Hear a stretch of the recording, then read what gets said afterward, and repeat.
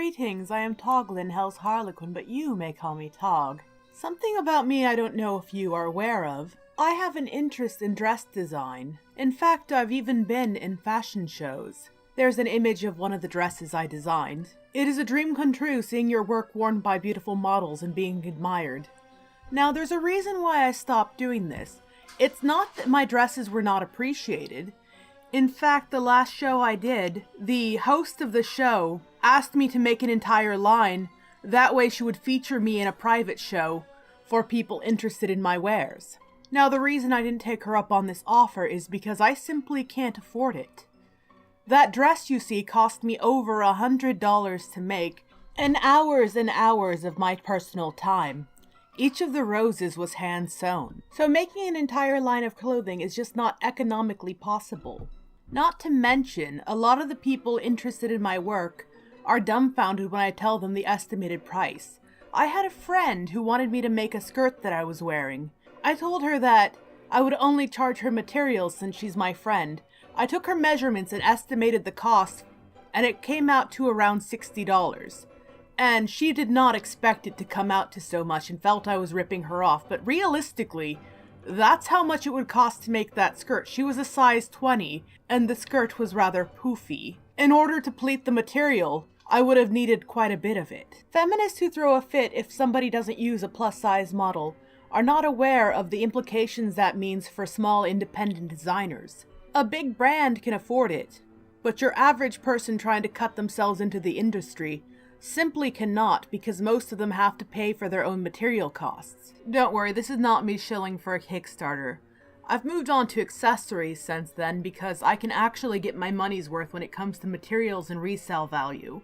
And I still get to work with fabric because I make bonnets and other things along those lines. I wanted to draw attention to the issue of what seems to be artificial deflation. You see a lot of cheap items that by all right shouldn't be cheap. I see a lot of people make fun of the price of coffee in coffee shops. I personally only go to coffee shops that are independently owned. Screw corporations. Besides, the independently owned ones cost the same as a big corporate coffee shop like Starbucks. When you actually look at their books and see how much it costs for them to have beans, see how much it costs for them to train and pay their baristas, the price they set is actually completely appropriate for the product you are receiving. When I look at clothing at Hot Topic, the material is generally cheap. I have found a couple good finds in that store, but that's very seldom.